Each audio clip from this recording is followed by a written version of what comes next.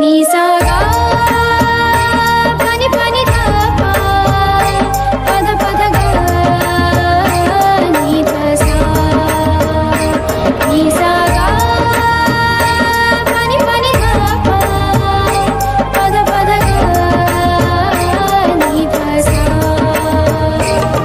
ही गाथा अस्तित्वाची शौर्याची पराक्रमाची ही गाथा अस्तित्वाची शौर्याची पराक्रमाची या मातीमधल्या कणाकणातील मौल्यवान रत्नांची या मातीमधल्या कणाकणातील मौल्यवान रत्नांची कर्तृत्व इथे गगनाला भिडे परिमोल जाणून घेऊ व्यक्तिविशेष नमस्कार श्रोते हो, मी आरजे निशा रेडिओ MPSC गुरु व्यक्तिविशेष या सत्रात तुम्हा सर्वांचे मनापासून स्वागत करते.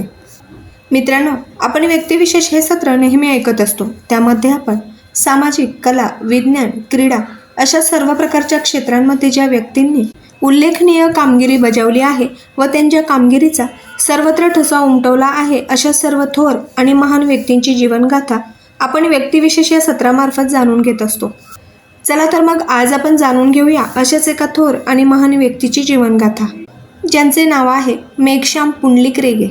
मेघश्याम पुंडलिक रेगे म्हणजे मराठी बौद्धिक परंपरेतील एक दीपस्तंभ. मराठी भाषेची परंपरा ही केवळ साहित्यापुरती मर्यादित नाही, तर ती विचारांची, प्रश्नांची, चिंतनाची आणि विवेकशील चर्चेची परंपरा आहे. या परंपरेला आधुनिक काळात सशक्त वैचारिक अधिष्ठान देणारे थोर विचारवंतांमध्ये मेघश्याम पुंडलिक रेगे म्हणजेच मेपू रेगे यांचे नाव अत्यंत मानाने घेतले जाते. ते केवळ तत्त्वज्ञानाचे प्राध्यापक नव्हते, ते महाराष्ट्राच्या बौद्धिक जीवनाचे दीपस्तंभ होते. त्यांनी मराठी वाचकांना पाश्चात्य तत्त्वज्ञानाची ओळख करून दिली. तत्त्वज्ञानासारख्या गुंतागुंतीच्या विषयाला मराठी भाषेत सुस्पष्ट, प्रवाही आणि विचारप्रवर्तक स्वरूप दिले आणि मराठीला ज्ञानभाषा म्हणून उभे करण्यासाठी आयुष्यभर प्रयत्न केले. पाश्चात्य नीतिशास्त्राचा इतिहास, तत्त्वज्ञानातील समस्या यासारखी भाषांतरे, नवभारत मासिकातील वैचारिक लेख तसेच मराठी विश्वकोशातील पाश्चात्य तत्त्वज्ञान व तत्त्ववेत्त्यांविषयीच्या नोंदी या सर्वांवरून त्यांच्या कार्याचा व्यापक आवाका लक्षात येतो. भारतीय दर्शने, ग्रीक परंपरा, पाश्चात्य तत्त्वज्ञान आणि आधुनिक सामाजिक प्रश्न यांचा समन्वय साधत असताना त्यांनी मराठी वाचकांना एक व्यापक वैचारिक विश्व खुले करून दिले. यानंतर जाणून घेऊया त्यांचे जन्म, बालपण आणि शिक्षण प्रवास. मेपू रेगे यांचा जन्म 24 जानेवारी 1924 रोजी झाला. त्यांचे बालपण कोकण प्रदेशाशी निगडीत होते. रत्नागिरी येथील नगरपालिका शाळेत त्यांनी प्राथमिक शिक्षण घेतले. साध्या वातावरणात वाढताना शिस्त, अभ्यासाची सवय आणि ज्ञानाविषयी आदर त्यांच्या मनात रुजला. माध्यमिक शिक्षणासाठी ते मुंबईत आले. पार्ले टिळक विद्यालय आणि किंग जॉर्ज हायस्कूल येथे त्यांनी शिक्षण घेतले. महानगरातील बहुभाषिक, बहुसांस्कृतिक वातावरणामुळे त्यांच्या विचारविश्वाला विस्तार मिळाला. याच काळात विज्ञान म्हणजे काय, ज्ञान कसे घडते, समाज आणि माणूस यांचे नाते काय असे मूलभूत प्रश्न त्यांच्या मनात आकार घेऊ लागले. महाविद्यालयीन शिक्षणासाठी त्यांनी एल्फिस्टन महाविद्यालयात तत्त्वज्ञान हा विषय निवडला. मुंबई विद्यापीठातून त्यांनी MA तत्त्वज्ञान पूर्ण केले. भारतीय दर्शने, ग्रीक तत्त्वज्ञान आणि आधुनिक पाश्चात्य परंपरेचा सखोल अभ्यास करताना त्यांना जाणवले की हे विचार मराठी भाषेत पोहोचवणे अत्यावश्यक आहे. याच टप्प्यावर त्यांच्या आयुष्याचा ध्यास निश्चित झाला. मराठी भाषेत तत्त्वज्ञान मांडायचे आणि मराठीला ज्ञानभाषा बनवायचे हे स्वप्न त्यांनी हमेशा उराशी बाळगले. यानंतर आपण जाणून घेऊया त्यांचे अध्यापन व शैक्षणिक कारकीर्द. 1946 साली त्यांनी अध्यापन क्षेत्रात प्रवेश केला. 1946 ते 49 मध्ये गुजरातमधील नवसारी येथे प्राध्यापक म्हणून कार्य केले. 1949 ते 50 मध्ये त्यांनी अहमदाबाद येथे प्राध्यापक म्हणून कार्य केले. त्यापुढे 1950 ते 54 साली तत्त्वज्ञान विभाग प्रमुख छत्रपती संभाजीनगर आधीचे औरंगाबाद येथील मिलिंद महाविद्यालय येथे कार्य केले. त्यानंतर त्यांनी 1954 ते 1979 या साली तत्त्वज्ञान विभाग प्रमुख म्हणून कीर्ती महाविद्यालय मुंबई येथे उपप्राचार्य व प्राचार्य म्हणून कार्य केले. 1979 ते 81 मध्ये संचालक जी डी पारिख संशोधन केंद्र मुंबई येथे त्यांनी योगदान दिले. 1981 ते 84 मध्ये संचालक Indian institute of education Pune येथे त्यांनी कार्य केले. रेगे हे शिक्षक म्हणून ज्ञान देणारे नव्हे तर विचार जागवणारे होते. ते विद्यार्थ्यांना केवळ संकल्पना पाठ करायला लावत नसत, प्रश्न विचारायला, तर्क लावायला आणि मतभेद मांडायला प्रवृत्त करत. त्यांचा वर्ग म्हणजे संवादाचे व्यासपीठ असे. त्यांच्या विद्यार्थ्यांनी म्हटलेले वाक्य प्रसिद्ध आहे. रेगे सरांनी आम्हाला काय विचार करायचा हे नाही तर कसे विचार करायचे ते शिकवले. तत्त्वज्ञानातील योगदान आणि विवेकवाद. रेगे यांचे सर्वात मोठे योगदान म्हणजे त्यांनी तत्त्वज्ञानाला मराठी भाषेत जिवंत केले. त्यांच्या मते तत्त्वज्ञान म्हणजे केवळ संकल्पनांची मांडणी नव्हे तर माणसाच्या जगण्याशी निगडीत प्रश्नांची चिकित्सक मीमांसा होय. रेगे भारतीय दर्शने आणि पाश्चात्य तत्त्वज्ञान यांचा समन्वय साधत. उपनिषद, बौद्ध दर्शन यांचा विचार करताना ते प्लेटो, कांत, रसेल यांनाही तितकेच गांभीर्याने वाचत. परंपरेला मान देताना प्रश्न विचारण्याचा अधिकार त्यांनी कधीच सोडला नाही. त्यांचे लेखन आधुनिक महाराष्ट्रातील विवेकवादी परंपरेचा विस्तार करते. विवेक आणि न्याय, विवेकवाद, विज्ञान आणि श्रद्धा, स्वातंत्र्य आणि न्याय या लेखसंग्रहातून त्यांनी श्रद्धा, अंधश्रद्धा, धर्म, विज्ञान आणि सामाजिक न्याय यावर संयतपण ठाम भूमिका मांडली. त्यांचा आग्रह स्पष्ट होता. श्रद्धेला विवेकाची जोड नसेल तर ती माणसाला गुलाम बनवते. मराठीला ज्ञानभाषा बनविण्याचा त्यांचा एकच ध्यास. रेगे यांचा आयुष्यभराचा ध्यास होता.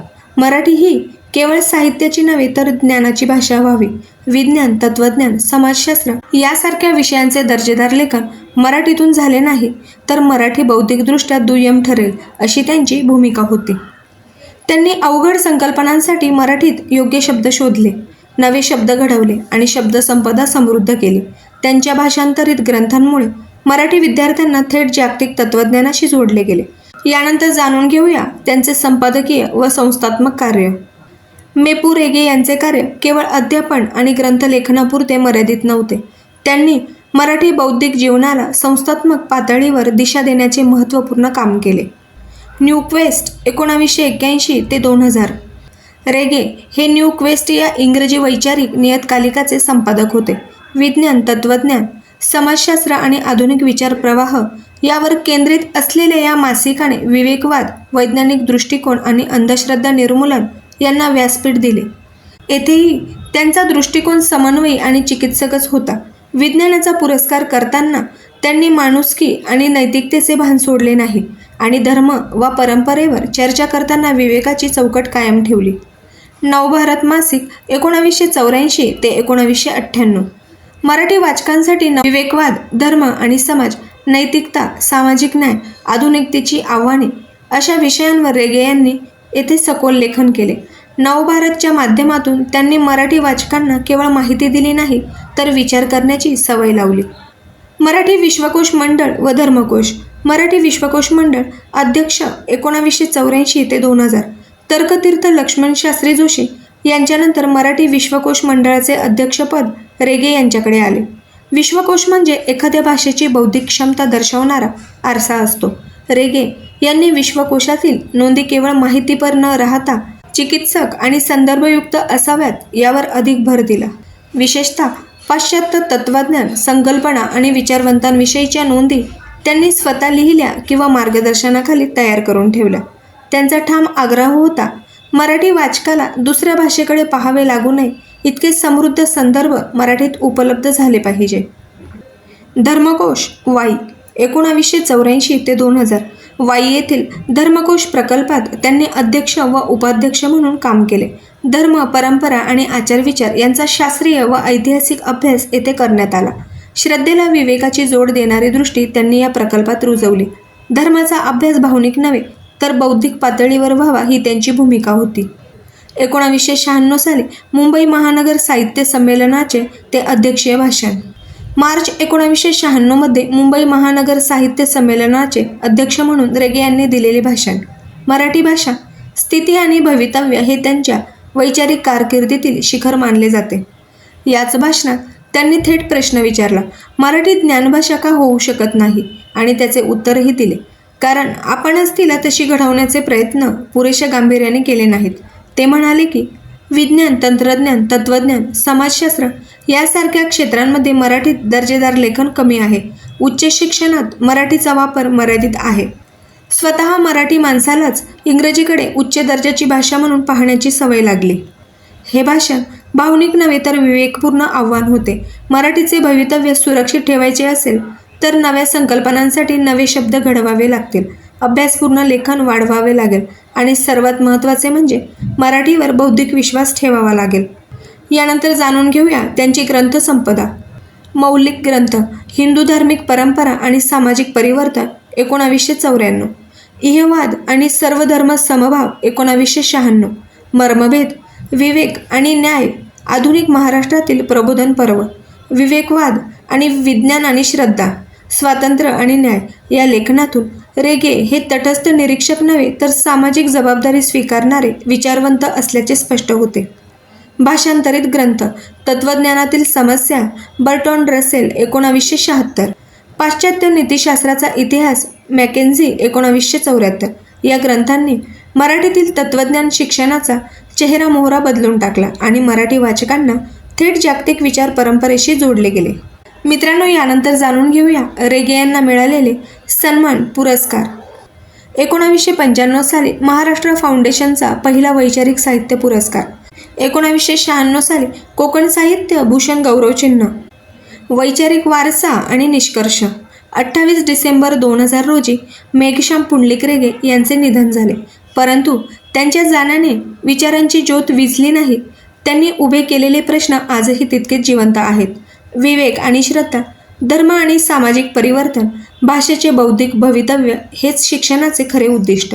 मेपू रेगे हे केवळ तत्त्वज्ञानाचे प्राध्यापक नव्हते, तर ते शिक्षक, विचारवंत, संपादक, संस्था निर्माते आणि सर्वात महत्त्वाचे म्हणजे विवेकाचे पेरणारे होते. मराठी भाषेला ज्ञानभाषा बनविण्याचा त्यांचा ध्यास आजही अपूर्ण आहे, पण त्या दिशेने चालण्याचा मार्ग त्यांनी स्पष्ट करून दिला आहे. त्यांचे आयुष्य आपल्याला सांगते की भाषा मोठी असते जेव्हा ती विचार करायला शिकवते आणि समाज मोठा असतो जेव्हा तो विचार करणाऱ्या माणसांना घडवतो. मेघश्याम पुंडलिक रेगे हे अशाच समाज निर्मितीचे एक शिल्पकार आणि दीपस्तंभ होते. श्रोतेहो, आज दिनांक 24 जानेवारी आणि आज मेघश्याम पुंडलिक रेगे यांचा जन्मदिन आहे. याच निमित्ताने आपण त्यांचा जीवन प्रवास नुकताच जाणून घेतला आणि मला खात्री आहे की ही माहिती तुम्हाला सर्वांना नक्कीच आवडली असेल. याबद्दल तुम्हाला काही अभिप्राय म्हणजेच काही फीडबॅक द्यायचे असतील तर त्यासाठी आमचा व्हॉट्सअप क्रमांक आहे 8698 8698 80 म्हणजेच 8698869880. तसेच तुम्ही ऑडिओ किंवा मेसेज स्वरूपातही तुमचे फीडबॅक आम्हाला पाठवू शकता. अशाच प्रकारच्या उपयुक्त आणि महत्त्वदायी माहितीसाठी नेहमीच ऐकत राहा रेडिओ MPSC गुरु. धन्यवाद. कंपनी सुरू केली होती. ती आज जगातील सर्वात प्रभावशाली आणि महाबलाढ्य सॉफ्टवेअर कंपन्यांमध्ये गणली